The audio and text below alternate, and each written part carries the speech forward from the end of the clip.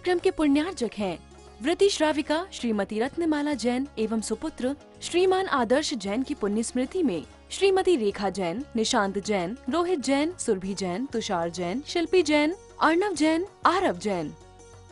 तो ऐसे ही मोक्ष मार्ग में आगे बढ़ने के लिए कहीं न कहीं कोई न कोई छोटा मोटा नियम, छोटी मोटी प्रतिज्ञा, कुछ नहीं तो इतना नियम कि मैं मंदिर में आधा घंटा दूंगा, 5 मिनट दूंगा, 7 मिनट दूंगा, इतना नियम तो होना चाहिए। इतना समय का दान तो देने की मानसिकता और बुद्धि और सोच और समझ होनी चाहिए। और इतनी कंजूसी कर ली, नहीं मैं 1 मिनट नहीं दूंगा, मैं इतना बिजी हूं, मैं इतना बिजी हूं, मैं इतना बिजी हूं, मैं 1 मिनट भी नहीं दूंगा। फिर किस्मत बोलती है, एक ऐसा चाटा मारती खतरनाक जोरदार, भाई साहब ऐसा ऑपरेशन होता है कि महीने 2 महीने के लिए फुल टाइम बेड रेस्ट। अब ले, तू बोलता था ना दुकान से फुर्सत नहीं है, अब पड़ा रहे, अब महीने भर तक पड़ा रहे, 2 महीने तक पड़ा रहे, 6 महीने तक, फिर ये परहेज, फिर वो परहेज, फिर ऐसा मत करो, फिर वैसा मत करो। काल का तमाचा पड़ता तो है, लेकिन कई सारी बार जो बुद्धू लोग होते हैं समझ नहीं पड़ती है कि अमुक तमाचा क्यों पड़ा, अमुक संकट जीवन के अंदर क्यों आया, ऐसी परिस्थिति मुझे क्यों पैदा हुई। तो आज इन पवित्र क्षणों में हम से पे चीज सीखें, क्या, इन आचार्यों के शब्दों को कहीं ना कहीं दिल में जगह दें, दिल में जगह दें। मोबाइल नहीं होता है, मोबाइल के अंदर वो कोई विशेष मैसेज होता, कोई विशेष संदेश होता, कोई विशेष वीडियो होता है, तो कहीं विशेष फोटो होता है, तो विशेष जगह बना के किसी गैलरी फैलरी में कोई अलग से फोल्डर बना कर, कंप्यूटर के अंदर कोई अलग फाइल बना करके, या हार्ड डिस्क के अंदर कोई अलग से कोई एक्सटर्नल ड्राइव लेकर के उसको सेव करते, उसको सेव करते हैं। तो ऐसे ही दिल के किसी कोने में इन आचार्यों की वाणी को सेव किया जाना चाहिए। सामान्य शब्द नहीं है कि सड़क छाप पे किसी उठाई गिरेगी, किसी लोग, किसी चलते फिरते व्यक्ति के शब्द नहीं है। ये शब्द तपस्या और त्याग की चाशनी में भीगे हुए हैं। ये शब्द थोते शब्द नहीं, निरे शब्द नहीं है, ज्ञान और ध्यान में रंगे हुए पगे हुए ये शब्द हैं। क्षण, कौन से क्षण, उजाले से भरे क्षण। इसी ग्रंथ के अंदर अगले श्लोकों के अंदर आचार्य भगवान इतनी प्यारी बात बोलते हैं, इतनी प्यारी बात बोलते हैं। पर इस बात को बोलने से पहले मैं आपको ये बताऊं, कितनी सुंदर बात आचार्य भगवान यहाँ पर कह रहे हैं कि आप्त परीक्षा की प्रमुख ग्रंथ है आप्त परीक्षा। उस आप्त परीक्षा की टीका में आचार्य भगवान लिखते हैं कि वीतराग परमेष्टि में, अनंत भगवान में, सिद्ध भगवान में, आचार्यों, उपाध्यायों, मुनियों में एक विशेष गुण पाया जाता है। कोई विशेष कौन सा गुण होता है? प्रसाद। कौन सा गुण होता है? प्रसाद। प्रसाद मतलब क्या? वो बांटते वो नहीं। प्रसाद मतलब क्या? भीतर की खुशी, भीतर की प्रसन्नता, भीतर का आनंद। तुझसे सवाल पूछता है, लेकिन अनंत भगवान में क्या कम प्रसाद का? अनंत भगवान और सिद्ध भगवान, उनके तो गुस्सा है ही नहीं, उनके अंदर तो लोभ, स्वार्थ और कपट तो है ही नहीं। तो जब लोभ नहीं है, स्वार्थ नहीं है, घमंड नहीं है, तो फिर ये जो प्रसाद गुण है, प्रसन्नता कब पैदा होती है? भाई साहब इतने भड़क गए, बहुत जोर से भड़क गए भाई साहब, एक दिन नहीं भड़क रहे, एक दिन बहुत ज्यादा क्रोध में, बहुत ज्यादा लोभ में नहीं भरे, तो फिर जो उसका नाम प्रसाद है। तो आचार्य भगवान आप्त परीक्षा टीका में लिखते हैं कि भक्तों का जो मन प्रसन्न होता है, भगवान की पूजा करके, उनके चरणों में जा करके भक्तों का जो मन प्रसन्न होता है, भक्तों के मन के अंदर शांति, जो खुशी, जो आनंद पैदा होता है, वो भगवान के प्रसाद गुण का चमत्कार है। गुण किसका है? गुण है भगवान का, गुण है भगवान का। और फायदा किसको मिल रहा है? फायदा मिल रहा है जीव को, खुद को। फायदा जीव को खुद को मिल रहा है। हाँ, क्या है? गुण उनका, कमाई उनने करी है, मिला उनको है, खजाना उनका है, मेहनत उनकी है, पसीना उनने बनाया, बहाया है, जन्म जन्म तप और त्याग की भट्टी में वो झुलसे, वो गए हैं, उन्होंने पूरा जीवन झोंका है, समर्पित किया है, स्वाहा किया है, उनको गुण प्राप्त हुए हैं। उनके गुणों का प्रसाद, उनके गुणों का फायदा और फल किसको मिल रहा है? यहाँ इस जीव को मिल रहा है। किस जीव को मिल रहा है? जो उनकी भक्ति में लगा हुआ है। मैंने तो कई सारी बार महसूस किया, जो लोग बरसों तक जुड़े रहते हैं, जो लोग बरसों तक जुड़े रहते हैं वो क्या मालूम कहाँ से कहाँ पहुंच जाते हैं। मुनराज जो तप करते हैं, मुनराज जो त्याग करते हैं, मुनराज ज्ञान के ध्यान की जो साधना करते हैं, उस साधना से जो कर्म करते हैं, उस साधना से जो पुण्य प्राप्त होता है, तो जो लंबे टाइम तक बिना किसी लोभ के सेवा में लगा रहता है, उस पर कृपा बरसना शुरू करती है और फिर वो सिंपल सा इंसान कहाँ से कहाँ पहुँच जाता है। आपने कई बार महसूस किया होगा, आप खुद के अपने जीवन का या अपने आसपास के लोगों का अनुभव होगा आपको अपने जीवन में। अमुक महाराज जी के साथ पीछे लग गया, अमुक तपस्वी की सेवा करना शुरू करी और फिर वो पहले कुछ नहीं था और अब देखो तो भाई साहब कोई ठिकाना ही नहीं, क्या सम्मान है और क्या स्वास्थ्य है और क्या दौलत है और क्या सब कुछ उसके पास में, सब कुछ भर भर के उसके पास में है। तो आप तब परीक्षा के श्लोक को कभी लाइफ में नहीं भूलना। आप तब परीक्षा में आश्रम में लिखते हैं प्रसाद गुण उनसे पंच परमेष्टि का है, पर उनमें तुष्टि आदि गुण पाए नहीं जाते, न वो तुष्ट होते हैं और न वो रुष्ट होते हैं। जो रुष्ट नहीं हुआ वो तुष्ट कैसे हो जाएगा? रुष्टि और तुष्टि से बहुत दूर चले गए तो फिर क्या, फिर ये जो भक्त सेवा करेगा, जो भक्त आराधना करेगा, उसको ये खजाना मिलने वाला है। तो इतना सुंदर खजाना आज हमको मिल रहा है। इस सुंदर खजाने को हम पा करके बड़े गदगद हैं, बड़े कृतार्थ हैं, बड़े धन्य हैं और बड़े पवित्र हुए हैं। हमदर्दी होती है, कई बार हमदर्दी होती है, बहुत हमदर्दी होती है, बहुत हमदर्दी होती है। बम्बई के बड़े होटल के अंदर एक सज्जन भोजन करने पहुंचे तो वहाँ का वेटर बोलता है, भोजन परोसने वाला बैरा बोलता है, बोले मैंने सुना है कि आप यहाँ पर हीरो बनने आए हो बम्बई के अंदर। बोले हाँ तुमने सही सुना है, मैं हीरो बनने, हीरो की ट्रेनिंग लेने यहाँ पर आया हूँ। बोले मुझे आपसे हमदर्दी है। बोले काय की हमदर्दी, कैसी हमदर्दी? 10 साल पहले वो जो बावर्ची होता, वो जो शेफ होता, जो बेरा होता, बोलता है 10 साल पहले मैं भी यहाँ पर हीरो बनने आया था और आज होटल में बावर्ची बन के बैठा हुआ हूँ। तो कहीं हमारे आपके साथ में ऐसा ना हो जाए, कहीं हमारे साथ में ऐसा ना हो जाए कि आए थे स्वाध्याय करने, आए थे सिद्ध बनने, आए थे अरिहंत बनने, वो क्या मालूम वो चीज तो छूट गई। गणधर बनने आए थे, गणधर बनने आए थे, गवैया बन गए। गणधर बनने आए थे और गवैया बन गए। गाने का निषेध नहीं है, नृत्य का निषेध नहीं है, लेकिन हम नाचने वाले नहीं हैं, हम गाने वाले नहीं हैं। हम कोई परीक्षा देने वाले, स्कूल कॉलेज का सम्मान जीतने वाले की ऑर्डिनरी टुच्चे पुच्चे सड़क छाप वो नहीं है। विद्यार्थी स्टूडेंट जो इनाम के लालच में ही परीक्षा को पास करता था कि बाप बोलता था साइकिल दिला देंगे, मोबाइल दिला देंगे, तो इसलिए इसने खूब सारी पढ़ाई करी। हम वो लोग नहीं हैं, हम तो भगवान की वीतरागता के गुणों के उपासक हैं। उनके गुण हमारे भीतर उतरना और प्रकट होना चाहिए। जब उनके गुण हमारे भीतर प्रकट होना शुरू करते हैं तो फिर क्या, पद पद पर, कदम कदम पर सिद्धियां मिलने लगती हैं। एक दुर्लभ ग्रंथ था, 200-300 साल पुराना कि 500 जाने कितने साल पुराना, तो कुछ मुझे हिंट तो था लेकिन मुझे मिल नहीं रहा था। यहाँ पे एक सुनील जिनका बेटा सम्राट है, उन्होंने जाने कहाँ से उसको जुगाड़ किया और प्रिंट मेरे पास में आया। जब सारे ग्रह नक्षत्र प्रतिकूल हो जाएं, जब सारे ग्रह नक्षत्र प्रतिकूल हो जाएं, तिथि वार चंद्रमा सब, ज्योतिष की बात है, जब सब कुछ प्रतिकूल हो जाएं तो फिर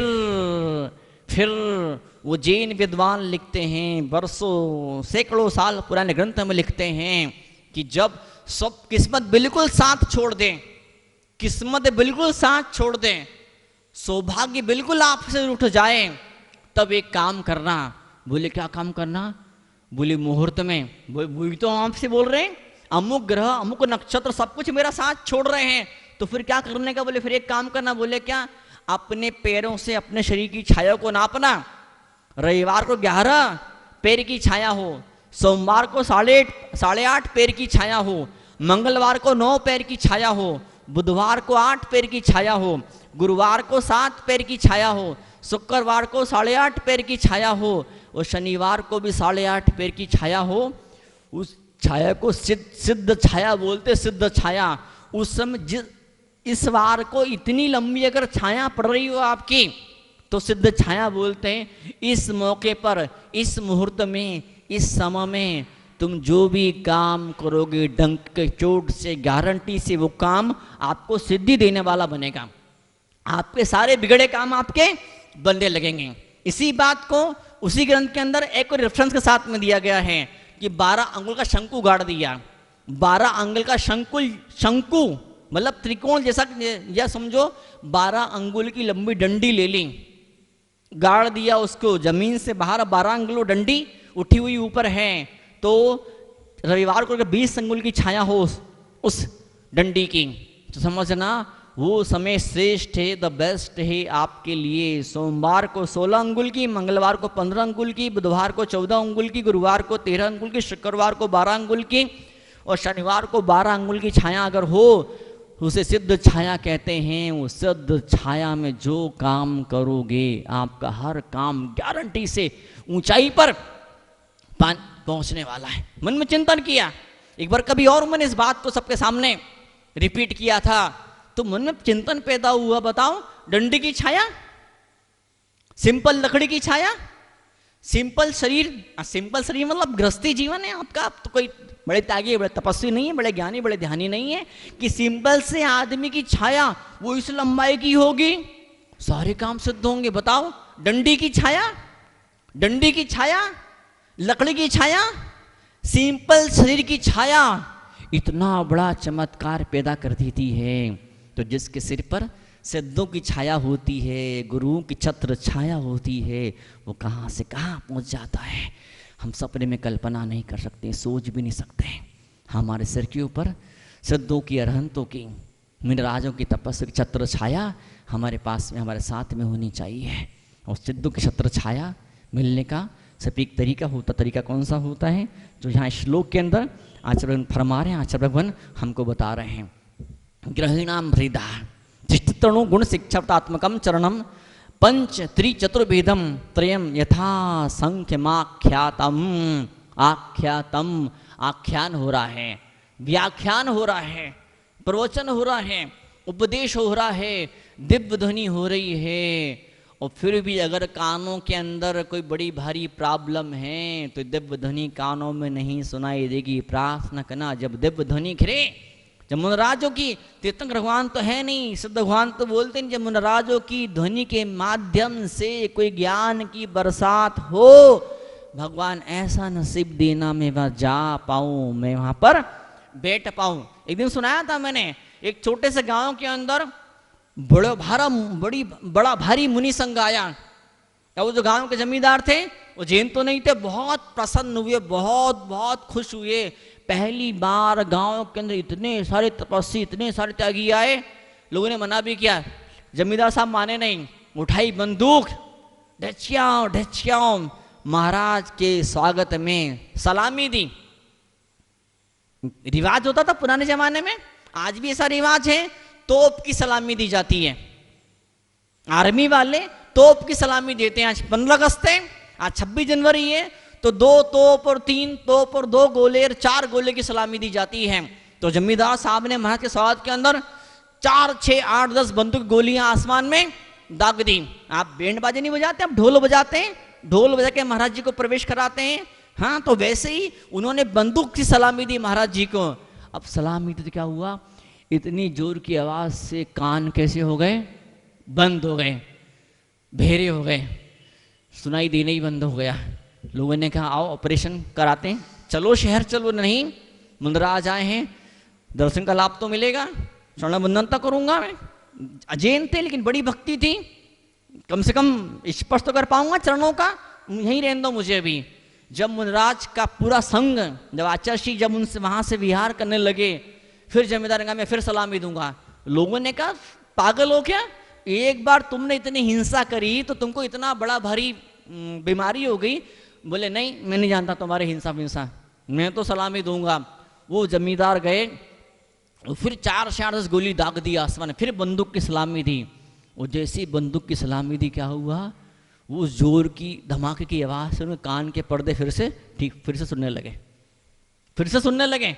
जब मुनराज आए, रुके, ठहरे, तो कान बंद, सुनाई देना बंद हो गया। और जैसे ही मुनराज गए, फिर से सुनाई देना शुरू हो गया। और मुझे ऐसा लगता है क्या कई सारे जीव ऐसे होते, कई सारे जीव ऐसे होते मुनर आ जाते, उनको सुनाई ही नहीं देता है। अच्छा जी बोले सुनो, ध्यान से सुनो। बोले क्या सुनना है? जो गृही नाम होते हैं, जो गृहस्थी जीव होते हैं, जो गृहस्थी जीव होते, गृहस्थी जीव कैसे होते हैं? जो उनका विकल चारित्र होता है। विकल चारित्र होता, विकल मतलब क्या?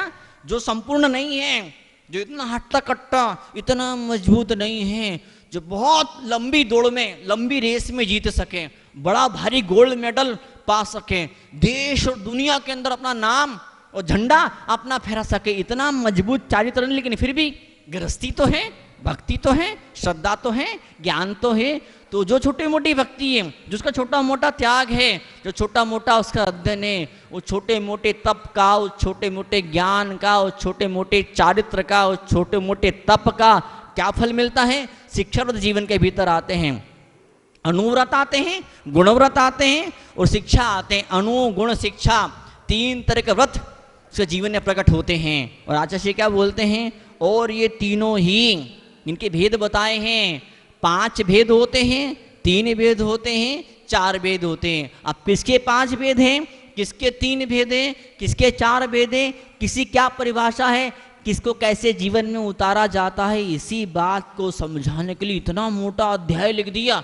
बताइए, इतना मोटा अध्याय लिख दिया, सबसे मोटा अध्याय, सबसे महत्वपूर्ण अध्याय इसी बात को समर्पित कर दिया कि ये 5 क्या है, ये 3 क्या है और 4 क्या है। 5, 3 और 4 कितने हो गई है? 5 और 3 और 4 कितने? 12। ये 12 लाइफ में आएंगे तो कर्मों की 12 बज जाएगी। कर्मों के दुखों की 12 बजाने के लिए इन 12 व्रतों को आपको ग्रहण करना ही चाहिए। नहीं कर पाओ कोई बात नहीं, भावना तो भाव। जिन्होंने 12 व्रतों को धारण किया है उनकी अनुमोदना करो, उन्हें धन्यवाद दो, प्रार्थना करो। जिन व्रतों को धारण किया है भगवान, उनके व्रत आनंद के साथ में पल पाए, उनके व्रत और वृद्धिंगत हो, और बढ़ते चले जाए, और बढ़ते चले जाए। सौभाग्य मेरे जीवन का। इस कार्यक्रम के पुण्यार्जक हैं व्रती श्राविका श्रीमती रत्नमाला जैन एवं सुपुत्र श्रीमान आदर्श जैन की पुण्य स्मृति में श्रीमती रेखा जैन, निशांत जैन, रोहित जैन, सुरभि जैन, तुषार जैन, शिल्पी जैन, अर्णव जैन, आरव जैन,